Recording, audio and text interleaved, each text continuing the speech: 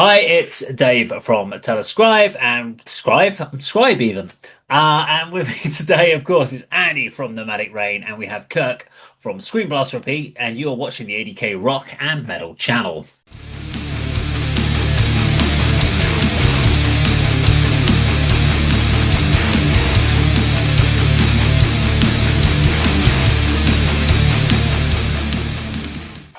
Okay, we are back with another one of our videos where we talk about classic albums or albums that have hit a certain milestone. And this one is we're looking back 30 years.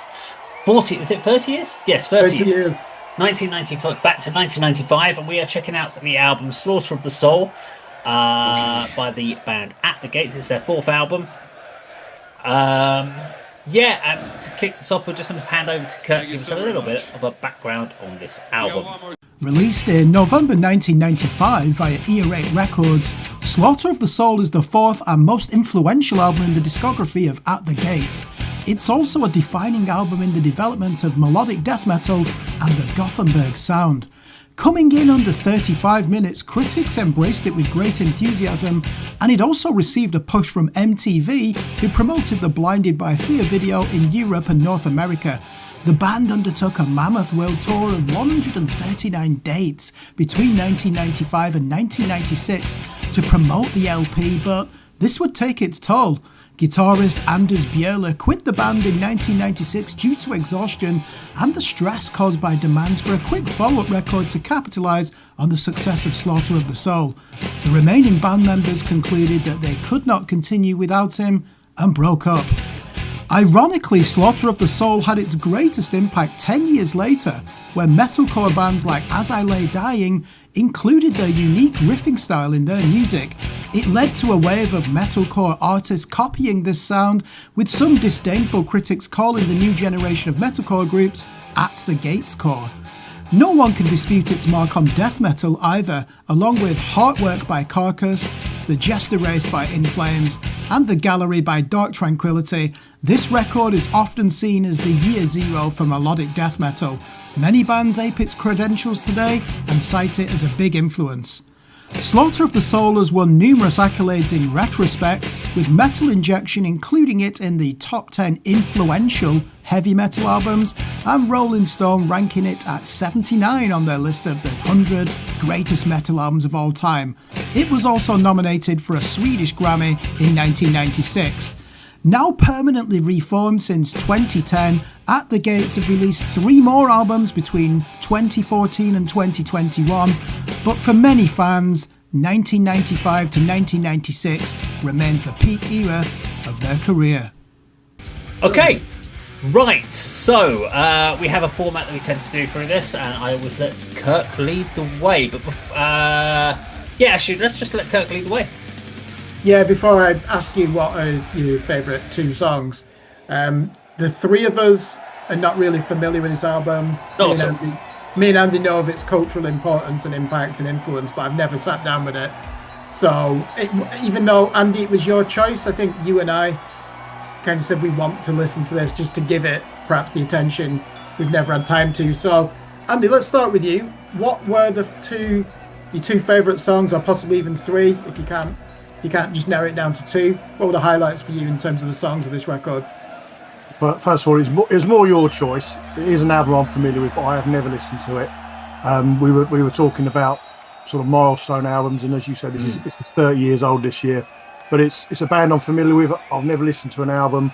I do know one of the tracks that I'm going to say is one of my favourites, but it's a band that, after hearing that sort of one track, I've never really explored any further. So it's interesting to go back to this album, which I know is sort of revered and sort of well liked in the genre.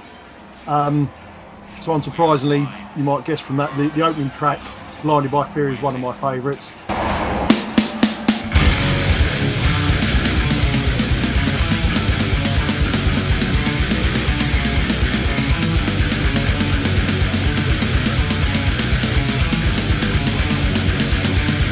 It is the one I heard from before.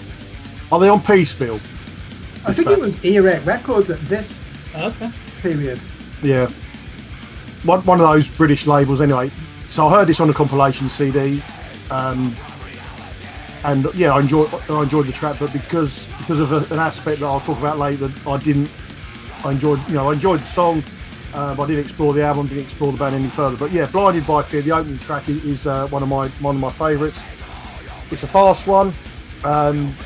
Initial thoughts to me is it's like fellow countrymen in tune, but with a couple of dozen more BPM on the tempo. The intro's 40 seconds out of a 3-minute song, so it takes a fair chunk of the running time before it even gets going. And it's not exactly the best intro. It's sort of ambient noise, sort of industrial style, sort of feedback, screeching, whatever. But once it starts, it's an absolutely blistering opening riff. The second one hits hard as well, and then sort of that first riff is repeated for the verses, and it's a real smasher of an opener. It's a great way to kick off an album. Like I say, not too keen on the intro. But yeah, that's my, they start strong, and that's a good one to kick off. And it leads nicely into my second favourite track, which is the second one on the album, the title track, Slaughter of the Soul.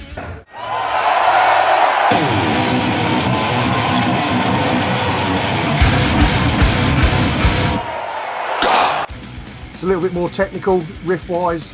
There's good harmonisation of the guitar, and there's almost like a groove metal riff sort of on 1 minute 30. So overall, this album, they do seem to pick various metal styles and incorporate it in lots of songs. I mean, there's one where later on in the album where there's so much packed into sort of a very, very short song, 2 minutes 20. And there's various bands that I've noted down that spring to mind when I hear these riffs and hear these songs. But yeah, my favourite two are the opening two. Yeah, Dave, just before I hand over to you, just to clarify, Andy, the first 3 albums released by Peaceful Records, and this is the debut for A.D.K Records. Okay. So you've probably seen them on one of those Peaceful compilations that you would get in the 90s magazines. But Dave, I guess the first question is, Blinded by Fear one of your 2 favourite tracks? No. Oh wow, interesting, yeah. Well, what did you go for then? Okay, so just to give you an idea, so I knew the name of the band at the gates, but I had no idea of the concept of what genre they were. Literally, as soon as I think when I'd seen the name at the gates, I was like, oh, it's a shit fucking name for a band. It's too on the nose. It's too. We're trying too hard to tell you what we are here. We're really aggressive metal. It's probably death. I was like, it's probably death metal. Didn't give it a time of day when it was around, because I was really not into death metal. Obviously, it being melodic death metal, my first thoughts go straight into Dark Tranquillity, In Flames, and obviously the fact that they were part of the Gothenburg scene as well is a good sort of good company to keep. But what particularly I like about it is the fact that they don't sound like In Flames or Dark Tranquillity when you listen when you're doing comparisons to bands, specifically around the 95 era. I don't know about the earlier albums, but for me it was really hard to pick 2 songs that I really liked, because I actually liked a lot of songs on this album, so I found it harder to narrow down. And part of that is because there is a lot of similarities in tracks throughout the album. This is a band which is kind of doing what the melodic death metal scene did, which is switching riffs constantly. They don't give you enough time to really sort of bed in with a riff, because you're just starting to get into a cool riff and then suddenly they're off and they switch the tempo up on you and they go off in another tangent. I did like Slaughter of the Soul, and it was one of my kind of question marks of like, is that where I want to go? Because it had some like Iron Maiden melodies in there I liked. But for me, if I was to put it down to just 2, I'm going to go with World of Lies. Of Lies!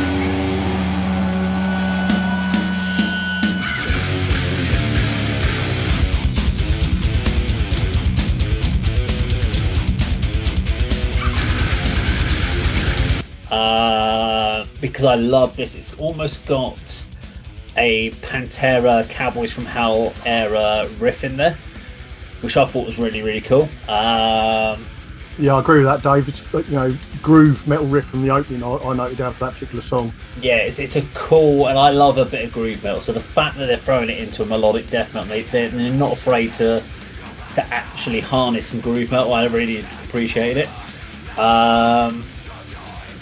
and Nausea.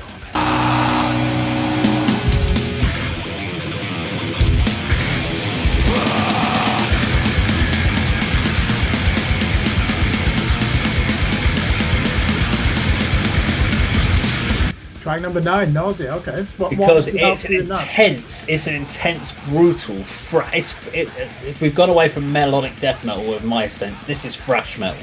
This is an absolutely rip your face off, thundering riffs. To me, it just made you want to go scream your head off and go into a barroom brawl somewhere and just start punching people in the head. That's what I was just like. This is the sort of thing you're just like, fuck, God, just like. I was just like, do you know what? I kind of like that. This should have been used in a film, in some sort of like fight scene in a film, where like first person fight scene going around. And this would have worked perfectly. And like it kind of don't know why it just cheered me up, that song. But yeah, they were my sort of standout too. From Nausea, I've got a bit of a spiritual healing era death feel to sort of the second half of the song. But yeah, it's a fast one. That was the one that I mentioned earlier, where there's a lot packed into 2 minutes. Yeah, I'll start with that. So Nausea, track number 9. Dave, you said, and Andy, certainly in this song, they've condensed a lot of, you can pick out influences in it. So you said death, spiritual healing. You've called it a thrash metal song, Nausea. And I've put the guitar arrangement to like a thrash metal version of Paradise Lost in the 1992 Shades of God era, because you've got 2 guitars playing divergent parts, one of them very melodic. And of course, the drummer, Adrian Erlandson, ends up in Paradise Lost, doesn't he, for the 2 albums, Tragic Idol in 2012 and Played Within in 2015. Track number 7, World of Lies. Yes, it's a standout for me. It's not in my top 2. This actually reminds me of Carcass, 2 years earlier, the Heartwork album, which really is the first ever melodic death metal album, isn't it? And they really do emphasise the low tune brutality of the B standard guitars here, don't they? And the faster riffs are a bit more neoclassical rather than your Iron Maiden material, which they kind of introduce into this genre. You could argue they are other than Carcass, they really do create melodic death metal, and this album certainly helps to do that. And another thing with World of Lies, how much of bands like Arch Enemy rip this off? It could just be an Arch Enemy song list now, couldn't it? But nowhere near as good. And I think it helps on this album that they want to pummel you in less than 35 minutes. You know what you're going to get. So my 2, not surprisingly, the most famous song they've ever written, an MTV minor hit, Blinded by Fear, the opening song. Is this the greatest melodic death metal song of all time? Probably is. I actually don't mind that intro, Andy, where they deliberately left in that loose guitar cable, just to say, look, it's 5 guys in a room, we're just going to absolutely bludgeon you. And the aggressive double timing drums, superb, brutal down picking. For 1995, this guitar tone is so heavy, even better than the Carcass guitar tone for me.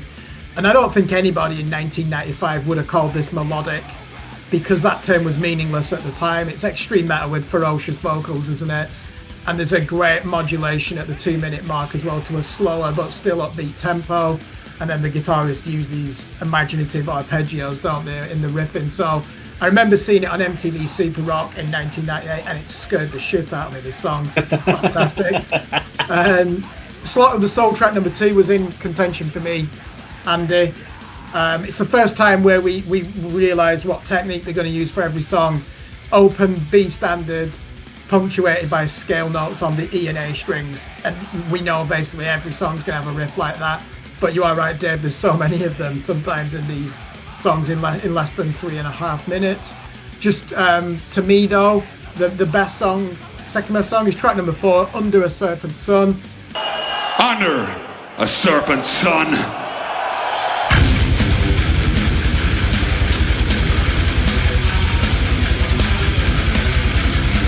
And it is the nearest thing to a Chuck Schuldiner riff from the Death Human era, the way that the angle that they're attacking the strings with the plectrum. And there's some really tasty offbeats in there as well, which almost progressive at that point. Yeah, exactly. Yeah, they're quite extended, the riffs, aren't they? Yeah. I would say there's probably more thought gone into this song than anything else. And at first I thought, as it skipped, they put these offbeats in there, which 10 years ago everyone loved in metal, didn't they? Like offbeats, polyrhythms, and this caught me out. I was like, what the hell's going on here?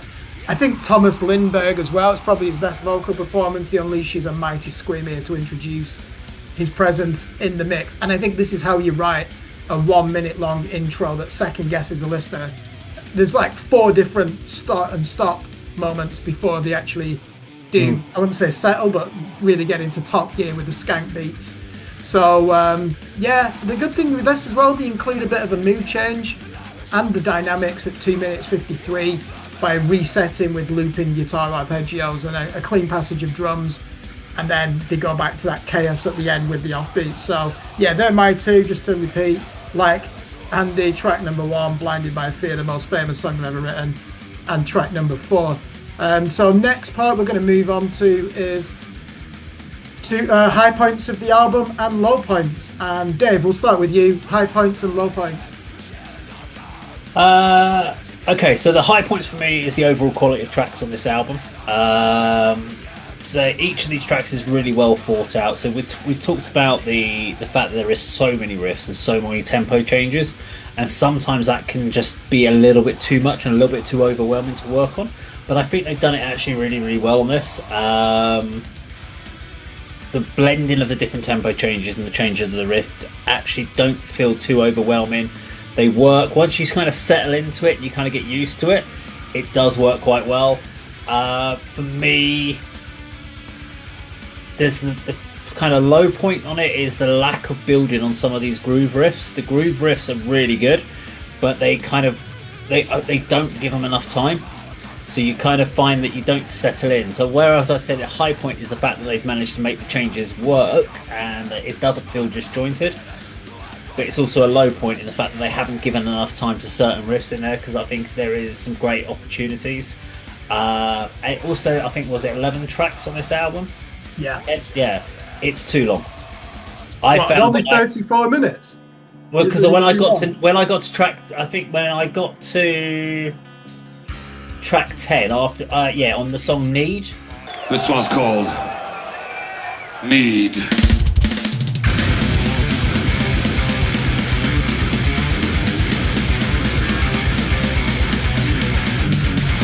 I was knackered. Listening to this, I was exhausted and I was done. After Nausea, I was like, because if Need comes in and it's another unrelenting, it just fires off again, and I'm like, I can't do this. I'm just too tired now. I can't.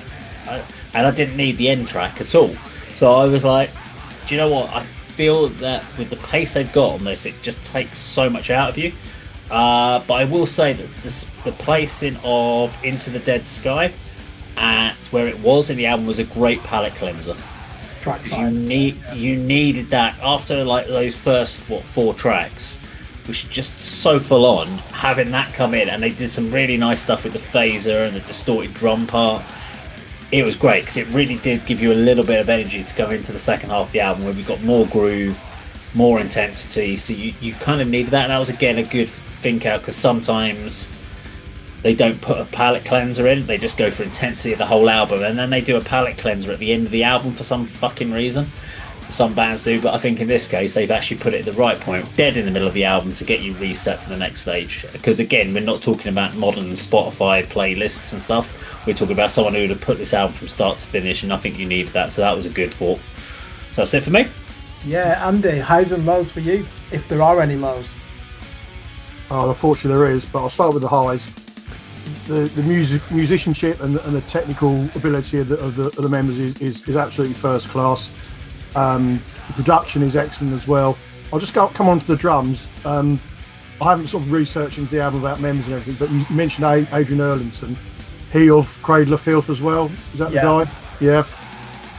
And now I think about it, he's obviously carried that style into that band. I didn't know he was part of Paradise Lost, but to me, the vocals the drums are absolutely bludgeoning, really good, really fast, really absolutely spot on. But there's no sort of fills. I mean, I don't know if that's the style of metal that they're playing, but there's very few sort of fills to sort of break up the songs. But yeah, overall, it's an album that was a grower for me, but not enough for me to then take it any further or check out this band any more in the other albums. And that's mainly because my main low point is the vocals. It's not my style of vocals. It's too high pitched. It's too one dimensional. It's too much on the same level without the variation. Yes, there's some occasional long roars and screams, but they're too infrequent. I'd like to hear more of those. You mentioned, Dave, about so many riffs in the songs that you can't, dial into them and get vibing with them. That may be a downfall for me as well, in as much as not many of these songs are particularly memorable. That might be because you haven't got the hooky riffs that they repeat enough to grab you from the song, and maybe they're just trying to, we talked about nausea, how much is crammed into 2 minutes 20 of that particular song. Also, the logo and cover is terrible as well.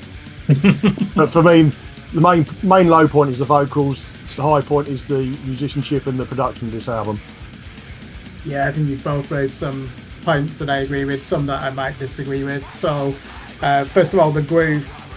Yeah, Dave, if you think about, we use that term now, breakdown riff, comes from the hardcore scene. Probably didn't really come into currency until the early 2000s. And at the gates, they're doing the opposite here. They're using a groove as a transition point. Yeah. Like, this is something like we're just putting in. Yeah, they're not.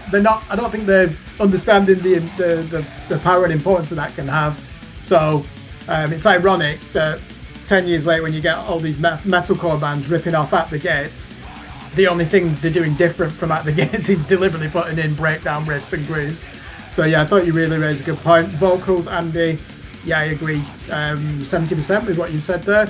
They're very neurotic, the vocals, aren't they? They're all at one pitch. There is absolutely no variation.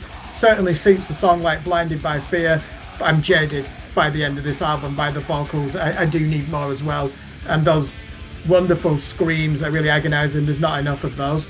To me, the high points of the album, the opening song, it's a statement of intent. We will pulverize you and we're going to rock you at the same time. Hence the Iron Maiden and Judas Priest influence. It's death metal, but they love traditional heavy metal.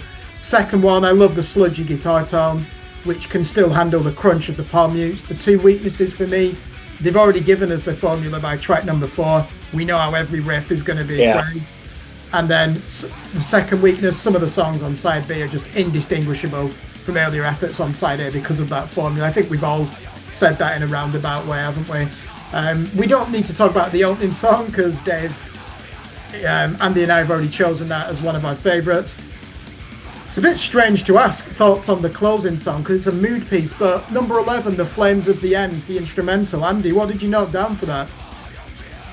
Yeah, I liked it, but you mentioned, or you identified it may be created by not having the guitar cord plugged in properly. Those ambient noises were sort of brought in towards the second half of that track, whereas I was enjoying the formula that they were doing with regarding the sort of music that was being created.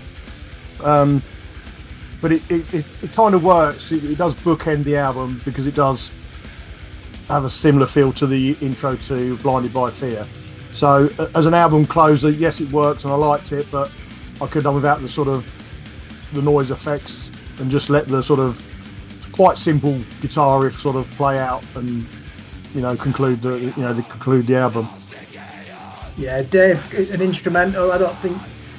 I can imagine you probably like the instrumental ending to Ride the Lightning by Metallica, but very few other albums that choose to end on an instrumental. Am I right?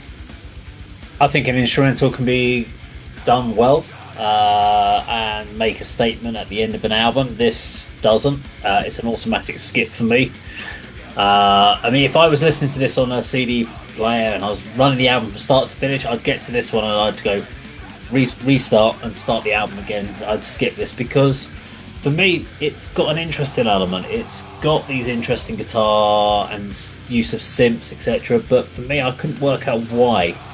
What's the point of it in the end of the album? You've just had this intense album and you're doing a piece that's far too long for what it needs to be. This could have easily been shortened down and tagged on to the end of an actual song as the closing. They could have had a song at the end and then just done a minute's worth of what they've done here and finished the album that way and done it as an atmospheric piece. Putting it as a whole track is a weak way to end this album, in my opinion. I don't see it. For me, okay, it does tie in with the effect, as you say, at the beginning of the album, but the effect to the beginning's what 40 seconds, and it's guess what? It's tied to an actual song at the beginning of the album. Why didn't they do that with the end of this one? That would have made a lot more sense. Whether it would have worked with Need, I don't know. Need as itself as a song is unremarkable, so I don't need it. But the Flames at the end, yeah, it's something I will never listen to again because there is absolutely no point to it, and it doesn't serve any purpose for me on this album. Yeah, I mean, I didn't mind it because I was a bit like you. I was jaded by this point with that song Need. I was like, okay, there's one more to go. I don't want it to just be another 220 BPM death metal song, with Iron Maiden riffs. And it isn't. They're using dungeon synths, aren't they? But are either of you familiar with those cheesy horror films from the 1980s called Troll 1 and Troll 2? Yeah. The worst acting of all time as well. It reminds me of that film. Okay. The soundtrack to that. I quite like how they're using the guitars in a percussive way towards the end, and there's deliberately a lot of noise in there, isn't there? Almost like a drill you can hear running through it. So I did see it as a palate cleanser, but yeah, it's not. I don't think it's ever going to be seen as a standout track in the discography. I think it does serve the album a purpose. It's coming to an end. In terms of moving on to the next, we only talk about musicianship and production. Andy's already said he loves the musicianship. I'm just going to briefly say I think Adrian Erlandson is the outstanding performer on the drums. Thomas Lindberg has only one voice on this album. It is effective most of the way through. The guitar work, superb. There is a guest solo, by the way. Andy LaRocque, he of King Diamond and Death fame, actually does play the guitar solo on track number 3, Cold. And I really like how they introduced that. Production for me is superb. 1995, we're still 2 years away from Pro Tools, and the way that they capture those drums, they're so clear and heavy in the mix. They're the heaviest instrument, but the guitar is by no means suffering as a result of that. They've got 2 axemen in the band, good sludgy tone, but you can still hear the crunchy formation of those riffs. Anything either of you want to add about the production on this record? All I'll say is, I pretty much match what you said. I actually really enjoyed the production. The only difference would be is I liked the vocals on this album. I didn't love them. So I didn't walk away from here going, this guy's a fucking amazing vocalist. But what I didn't do is go around going, God, those vocals annoyed me. Or I didn't really like what they did on the vocals. They served the songs and they did fine. I like it when I've got aggressive vocals that I can hear what they're trying to put across. And melodic death metal generally does that for me. When you listen to Dark Tranquillity and In Flames, you can clearly hear what they're doing vocals at this point. If you went back to like the 1990 albums on melodic death metal, it was much closer to pure death vocals. But I think as the melodic elements came in, and they got much clearer in their voices, I appreciate it. So yeah, I actually liked what we did on it. But I've got no negative notes, but I haven't got any amazing notes either. So yeah. I think the easiest question is in this review is which is stronger, side A or side B? Does anyone think that side B is stronger? No. 2 of your favourite tracks, Dave, were from side B, ironically. It's hard actually here. Because I also really like Suicide Nation as well. While Dave's pondering, I'll just mention something else I was going to say regarding where this was recorded. I did look into where this was recorded and also in Tune's debut, and I was surprised this wasn't recorded at Sunlight. It's got that. There was a period of time where all the Scandinavian or certainly Swedish albums were coming out of the Sunlight studios, and they all, Dismember, all those kind of bands. They had that same sound, same guitar tone, and this kind of falls into that sort of basket of bands, but it was recorded somewhere different. I can't remember where, but yeah, because they're credited with helping to make it popular, the Gothenburg sound, aren't they? With this record, that is a good point. But Dave, have you decided side A or side B? I'll have to give it to the side A, but I will say that I starred 6 songs in total. 3 are from side A and 3 are from side B for me. So from my point of view, it's a fairly well balanced album, but considering I didn't star Blinded by Fear, I didn't like the song. Really. and I didn't like Under a Serpent's Sun. I thought that was I thought it was an interesting free time signature on it, but it didn't stand out to me. But I really liked Cold. So I thought Cold sounded pretty much in a similar vein to Slaughter to the Soul. It kind of starts, I was like, this feels like Slaughter to the Soul Part 2, to be honest, Cold. And I liked both of those two songs. So, but yeah, I'd say Part 1 is stronger, mainly because the outro just kills off. And the song Need kills off as well, the second half of the album. On the second half, I actually liked Unto Others and Nausea. So they were, if you're picking out best songs, they're in my top 4. So they're third and fourth best songs for me. So I thought Unto Others was more, to me, was one of the few songs on this that sounded like a classic death metal song. It kind of lost a lot of its melodic elements, and it was like it sounded like, okay, this is death. This is much more stripped back, brutal, in your face death metal at this point. I'll put Riffs Ahoy, which reminds or tells me that I meant there's loads of riffs in there, and it's a fast, really fast tempo. There's a good roar in there as well. So yeah, that was one of the better tracks for me. Yeah, I agree with track number 8, Unto Others. It's one of the heaviest songs on here.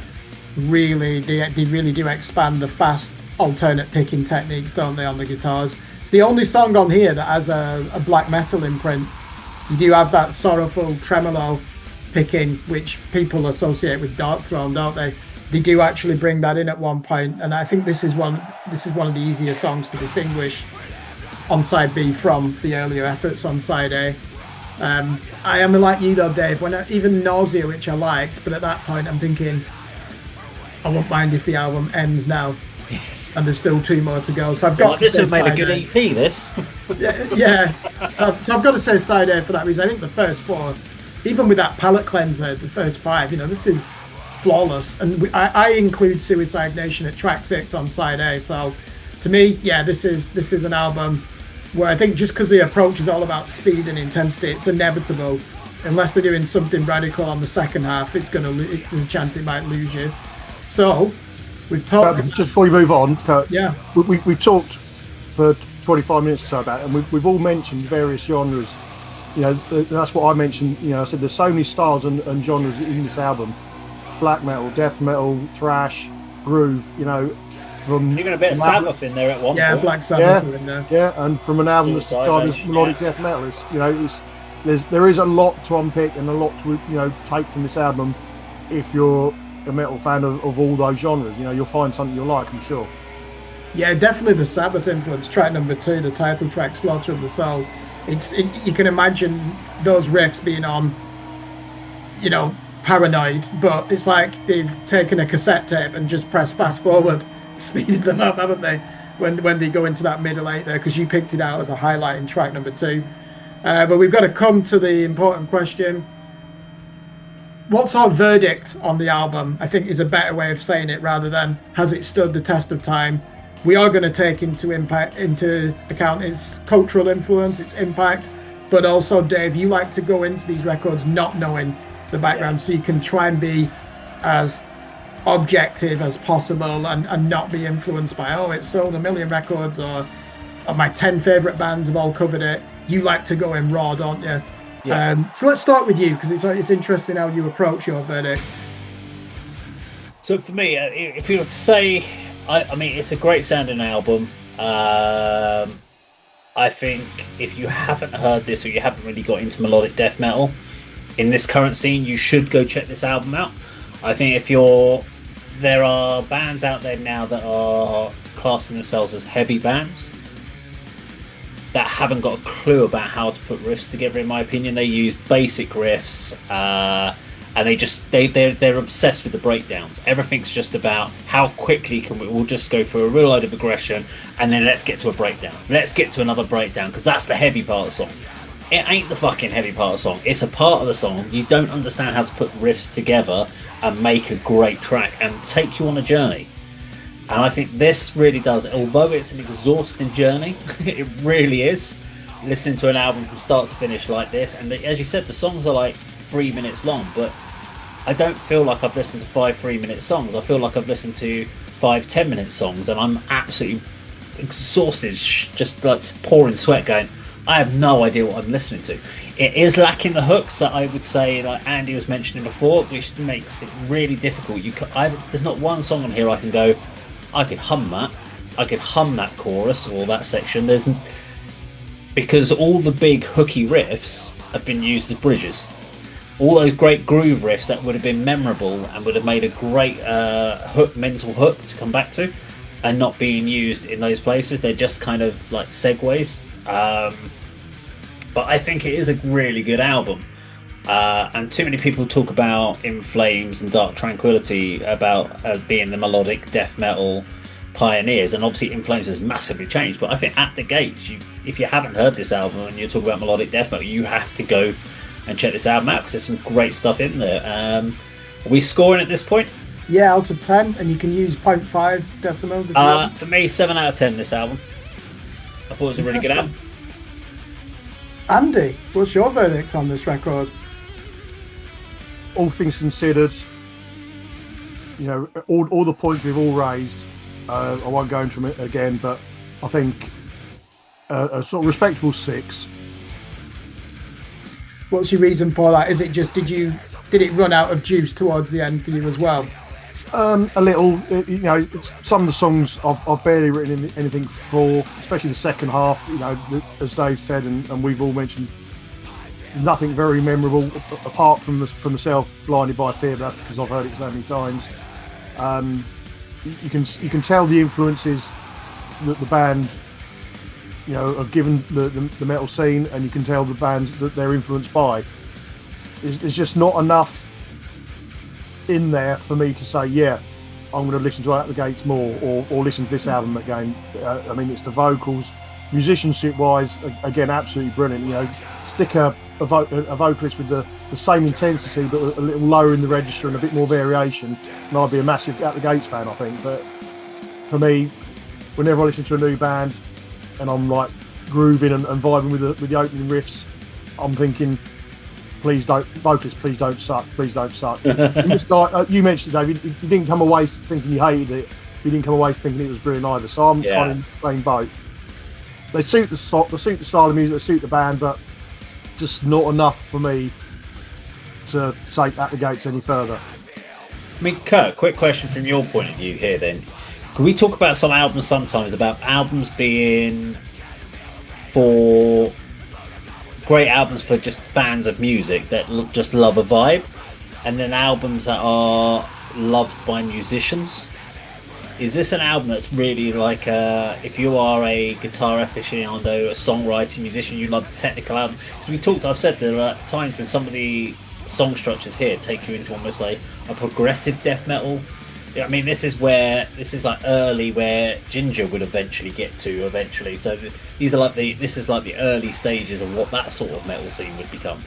I mean, is that what this sort of thing? Because I couldn't think, as a casual death metal fan listener, this would be a real hard sell for me, because there's so much going on that I'd be wanting to just rock out and get into a slam pit, and I'd be like, hey, oh, tempo's changed, right? So I'm like, okay, oh no, I'm slamming again, right, here we go. Oh no, I've got to do a bit of a bop.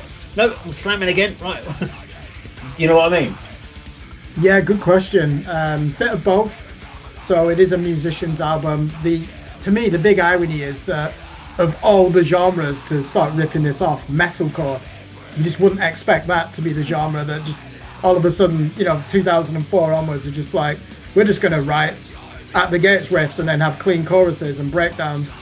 And as I said in the intro video here, we even have that, you could say, slightly disdainful tone from critics, At the Gates core, to describe metalcore bands that they don't like. And I do understand that. So we know it's had a wide influence, but it actually did penetrate through to the mainstream in Sweden, believe it or not. It was nominated for a Swedish Grammy in 1996. And this came out in November 95, all the way up to June 96. They did over 100 shows, and there was a really big tour of the United States of America. So they have become a genuine touring entity, and they're pulling in crowds. Now, this music in 1995, 96 is never going to shift 100,000 records, is it? It's just too aggressive, too fast. Even the image of the band, it's going to be difficult to penetrate into the mainstream.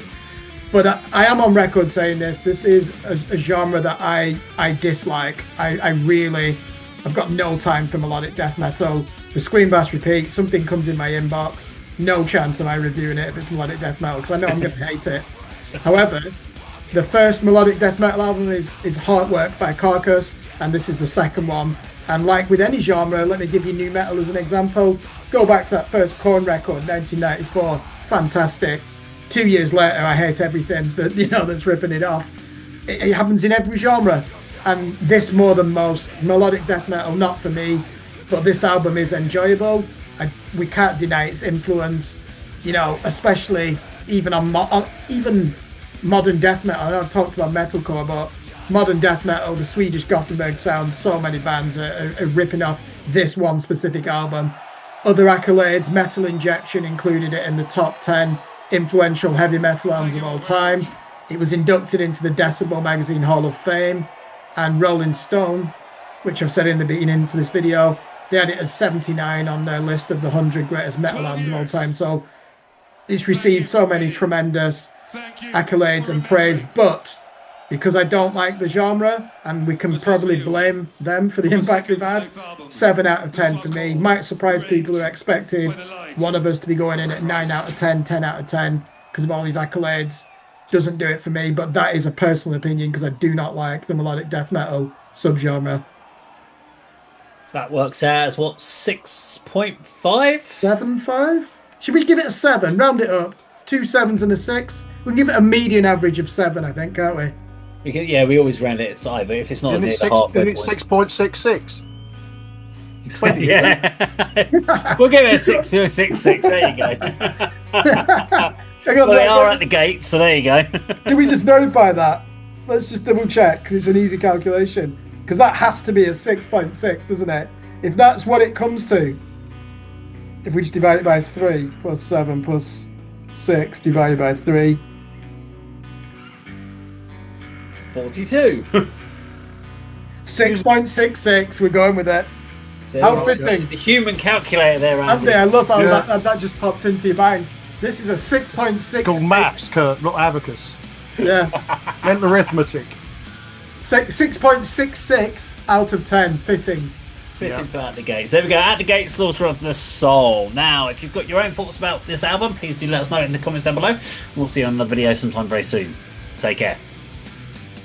Okay, I'll have a think about the second.